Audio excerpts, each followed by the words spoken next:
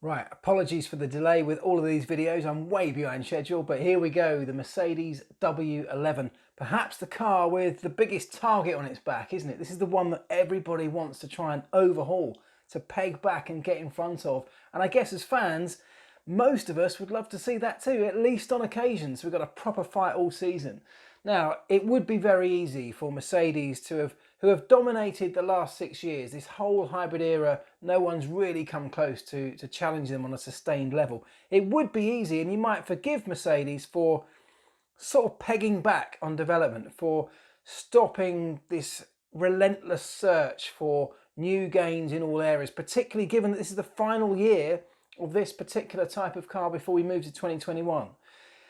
That's not what they've done. They have still continued to push all over the place. There are details all around this car, some of them quite drastic in terms of their change in philosophy on certain areas. Some, of course, carry over and just evolve, but there are definitely some areas where Mercedes, is very clear, are still pushing. And I really like that. That's something that I'm really pleased to see. So if we take a look at it in a bit more detail, we'll see some of those areas of focus that I'm talking about. Okay then, beginning at the front, as we have done with all these videos, let's look at the front wing. Now Mercedes, perhaps along with Red Bull, have typically employed this idea of maximising the entire frontal area of their front wing flap span to generate downforce, haven't they? So a little bit like Red Bull, they have had the flaps meeting almost at the top of the end plate to create as much downforce with that area of the car as possible. Whereas Ferrari, of course, and others have really tapered it away to create this big outwash effect. Well, Mercedes have gone slightly more towards that this year. Nowhere near Ferrari-esque or Alfa Romeo-esque, but they have moved slightly more towards that. And you can tell that by, and don't get me wrong, the normal caveats apply that these wings will be constantly evolving and changing over the coming weeks. This is literally the launch spec. But it's what we've got to look at. And so let's explain the concept behind this one. They have tapered it away slightly, more so than they have in the past. And you can tell that, first of all, by the fact that the front wing flaps don't quite come to the top of the end plate. They have lowered those. But also you can see that there's a tiny amount of allowable curvature in that end plate. It was heavily restricted, if you remember, for last year. They've used all of that, particularly right at the trailing edge. And you can even see the profile is angled out that way. And from the side profile of the car as well, which I'll point out in a minute, they've actually got a little cutout on the trailing edge of the end plate, again to encourage that outwash effect out past the front tyres. And as I say in many videos, that's about dragging away with it that messy, horrible airflow around the front tyre that's so problematic further down the car. If they can drag it away with a powerful outwash effect, that essentially takes that out of their problem zone and into another area altogether. So that's that. That has been, there are some areas of development in this area here. Incidentally, somebody asked me the other day, what is this? So that little detail on the front wing that some of the cars have, this here, little aerodynamic pod. Some of you may know this already, but that is an infrared sensor housed in there, looking back at the tyre surface, tread surface, tyre temps. And it's in this aerodynamic housing, so of course it will have some aero benefit. Nothing is on there by accident, nothing is on there without maximising its use, but its primary function is to read tyre temperatures dynamically as the car's on circuit from the tyre temperature, tyre surface area. You can see that they have, again, got this very slim nose, something they've had in the past, still kept this bulbous end of the nose on this particular version, and still with the cape running down the side, this sort of almost like snowplow effect that Mercedes really were the first ones to bring to the modern era of Formula One. This idea of creating an almost tunnel effect underneath to force as much airflow in underneath the car as possible, and of course to also control a lot of the airflow that passes through underneath the suspension and on through the barge board area as well. I would very much be surprised if we don't get some development around this leading edge of the nose. Lots of other teams are putting a lot of work into that now. Mercedes are kind of one of the last really to stick with this, what seems now quite an old-fashioned conventional nose tip, certainly at the leading edge. And there is an awful lot of work that can be done to try and minimise the effects of the airflow spilling over the edge here. We've seen lots of teams with snorkels, with the slots on the Red Bull, all about trying to lessen the turbulence that comes off here and then enters this critical zone. So expect that to be developing constantly over the next few weeks. If we look a little bit further back, there are some quite interesting features here. This is a digital render, as I say, but you can see the camera pods out on stalks, and those stalks are very carefully aerodynamically profiled. Obviously, as I say, nothing is on there without taking some benefit from it wherever possible. So these profiled stalks or mounts that the camera mounts are on now form a little kind of almost tunnel section alongside the edge of the nose cone, again just to drive some airflow through this section, through this terribly messy suspension zone and on through to the rest of the car. Now what you can see from this is just how high Mercedes have raised their suspension.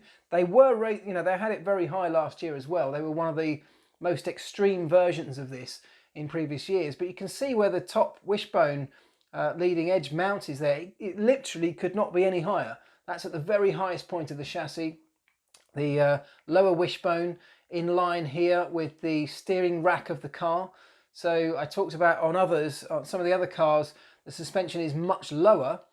For example, the Red Bull, much lower, and actually the steering rack is aligned with the top wishbone. So it shows you the difference in height setup. And what Mercedes is doing here by raising the whole lot up high as possible is creating a nice clear path underneath to allow the really powerful vortex spinning up off the front wing tips to pass through there almost uninterrupted and on towards the barge boards and other areas. So that's a concept they've carried over from this year, and you can also tell how high this top wishbone is.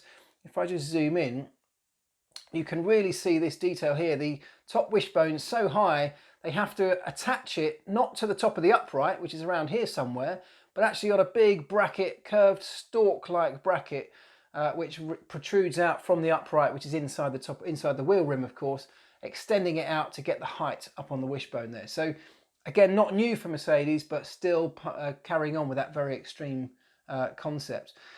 Something that I thought was almost amused me was the size of the brake ducts on this particular version are tiny in comparison to some other cars. Now you could look at that and say that is a confident team who thinks they're going to be out leading at the front of the race in clear air, where they don't need an extreme amount of brake cooling, because some of the other cars have a much bigger area for collecting airflow and passing it onto the brakes in that zone.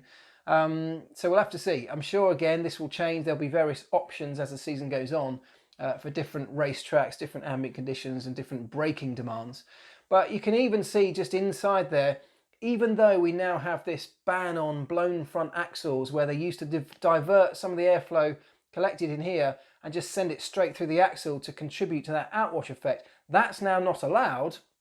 But even so, you can even see with the partitions in here, there are lots of different channels. So that airflow still being diverted to different areas inside the brakes and inside the wheel rim. And even though, as I say, we can't blow it out the axle, there's a lot of work going on by various teams to still try and gain some effect by blowing it through the wheel rim itself. So that's quite interesting. And the other thing that I'll show you when we've got a picture of the car on circuit, but I'll just mention it here, is the push rod. The push rod in days gone by would typically be mounted somewhere up here to the rockers inside the chassis, but then all the way down to the bottom of the upright, right at the base of the wheel rim. Well, partly because we've raised the whole lot up so much, but also partly because they've looked for this really dynamic effect where when the driver puts lock through the steering wheel, what happens is, because this push rod is now attached on a bracket that's very carefully designed to be coming out at a certain angle, when the steering wheel turns, and the wheels of course turn, what it does is it pulls down on this push rod here, and that lowers the front of the chassis, the front of the car, when you're going through, particularly through slow speed, really tight corners.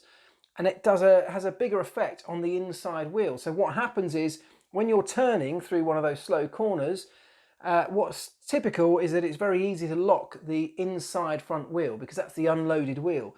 The geometry on here is designed so that when you put that steering lock in, the dynamic effect is it pulls down on the front of the car, applying extra load to the front end to try and prevent that wheel locking phase, which can be so damaging to tyres. So lots of teams, in fact probably all teams, working on ideas like this, but this is definitely the most extreme that I've seen from the Mercedes. Little ears on the chassis top, again, a bit like the Red Bull, but also like Mercedes have had in the past.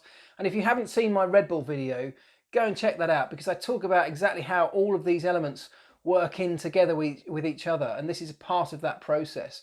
They've actually got a little fin on the side of the chassis in this render, but I did notice when the car was on track at Silverstone, that wasn't there. The airbox with its new little red touches there from the new sponsor.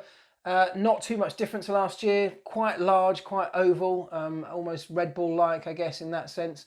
Less work, so they haven't really gone for anything too dramatic around there in terms of, like the Ferrari, like the Red Bull have, little devices to try and add some control, spin up a little vortex to aid the attachment over the rear of the bodywork and on towards the rear wing. But those are details that could potentially come at some stage, particularly having seen that other teams are working on those.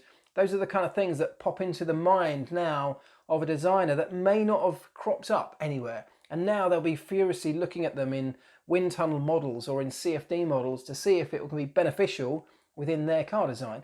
One thing you can see when you look at the car from side on is some of the interesting details. I mean, first of all, let's just zoom in at the front end. That is that little cutout I was telling you about on the end of the trailing edge of the end plate, and you can really see from that angle how it's creating a channel for that flow to spill off the outside edge of the front wing flaps and through this gap to aid that outwash effect. So that's a nice way to see it and view it and see what we're talking about there. The barge boards here, and again, it is a digital render, but just look at them. I mean, they are ridiculous, aren't they? They are an absolute work of art and should be in some kind of exhibition somewhere, let alone being bashed wheel to wheel with other cars at 200 miles an hour. Unbelievable. I mean, they used to be, not that many years ago, one great big flat surface. And what they've now realised is by splitting it up into lots of tiny elements, each one of these surfaces can start to create its own vortex that works in conjunction with the one next to it or the one behind it to create an even more powerful vortex to control the flow to wherever it is they need it to go. So really interesting design and development. Now, one of the areas that Mercedes have made a significant change this year, and what they have done is kind of fall into line with the rest of the grid. Now, if you remember, Ferrari kind of pioneered this idea of raising up the Sidepod Inlet opening as high as it can go, and I'll show you from the front end again in a moment. But you can see here, what they've done is by raising the opening up above the crash structure, and if you think back to the old days well, not even the old days, last year even, Mercedes was one of the last teams to have their mandated FIA crash structure, which is a horizontal piece that has to be there, side impact structure. They had that as high as possible, with the opening much lower down underneath. What they've now done is dropped the crash structure member down here and had the opening above that, which is what Ferrari pioneered, which is what Red Bull then followed, and lots of other people did the same thing. Mercedes have now gone the same way. The major benefit of that, it has some impact on cooling. You may well be able to direct flow more easily using that crash structure blade to help get more flow into that radiator duct. So you may get a cooling benefit, but the biggest advantage to doing that is that what you do is by raising the opening up, you create a much bigger undercut, and you can see from this angle how that sweeps underneath the crash structure.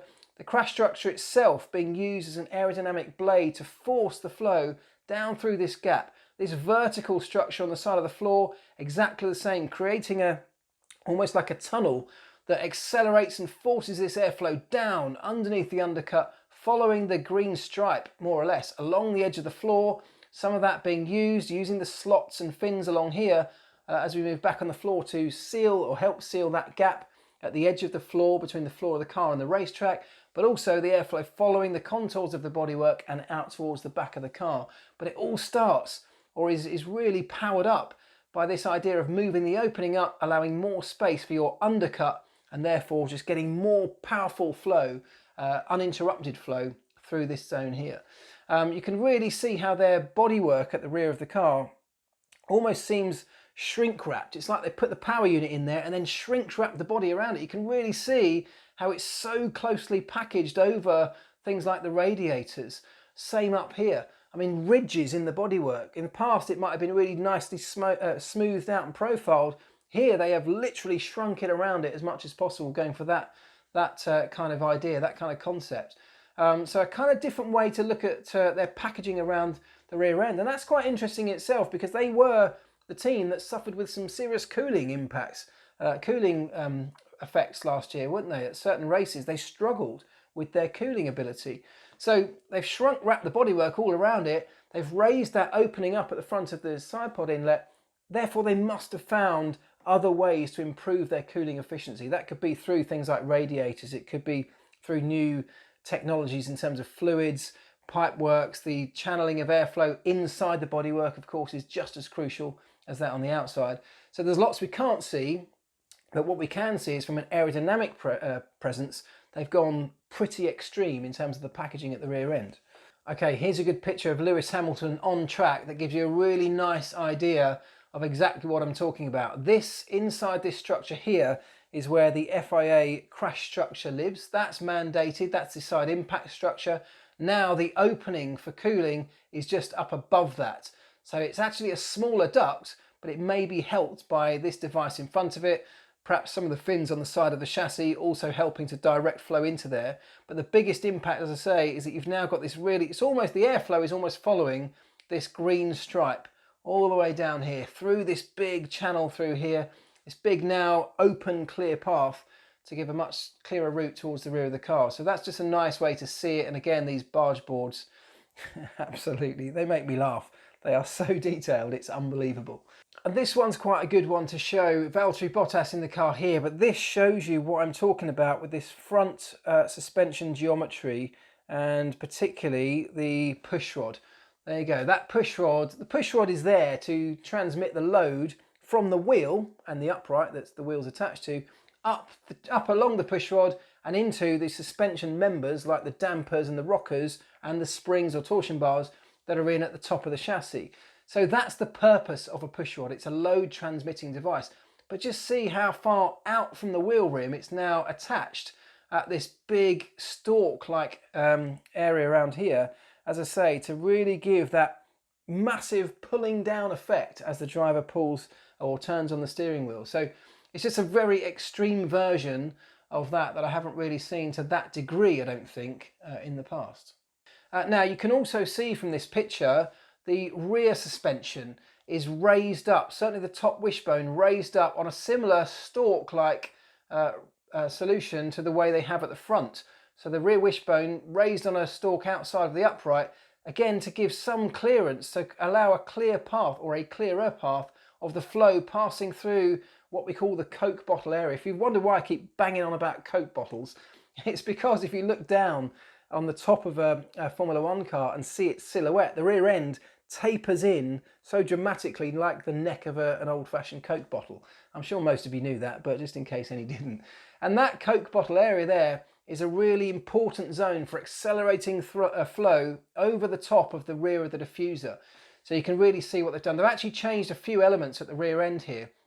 I think this element here is also moved if you compare it to last year. So they have talked about doing some work with suspension. So that's another area that they are still pushing the boundaries in, still working and developing, even though we're into this last final year of these kind of cars. They are still really pushing in all areas, looking for improvements. And I find that so impressive. Interesting rear wing end plates. Similar to a lot of other cars. Red Bull is actually quite similar, although this one has more slots in it just to try and break up the rear wing tip vortex. And also this cutout at the rear wing here, at the rear trailing edge, same thing, just to try and break up the vortex that would otherwise be spinning off at that trailing edge. So that's what that's there for, but it will also, as I say, be an area of significant development as time goes on. But there it is. I think it's a really interesting car, and as I say, I really love the fact that they are still pushing and pushing hard. You know, this is why Mercedes have been so successful, because they haven't rested on their laurels. They haven't become complacent, even despite all of the success they've had. And yes, they dominated, but they've still found a number of weaknesses that they've been able to identify and then address. So they've done that during seasons and in between seasons. And I think the same goes for, if you believe the hype around Lewis Hamilton, the way he's talking, he is pumped, ready for this season. He thinks he's in better shape than ever before. If this car really has improved on the areas that perhaps it had some weaknesses last year, I mean, goodness me, we are in for an impressive demonstration of what Formula One should be all about, in my book. You know, we'll only find out if it's really quick once it really hits the track, and when we see what the others do, of course. But I can't help but be impressed by the ethos behind it, the way they're going about it. Have been impressed for 6 years or so now, still impressing me today. Right, if you've liked the video, guys, please give it a thumbs up and subscribe to the channel if you're not already, because as I've said at the end of every video recently, I'm doing this all year round. If you want to come along for the ride, just click subscribe. It's all about cars, it's all about racing cars and technology and everything in between. So we do this all the time, every week. Hit that subscribe button, you won't regret it.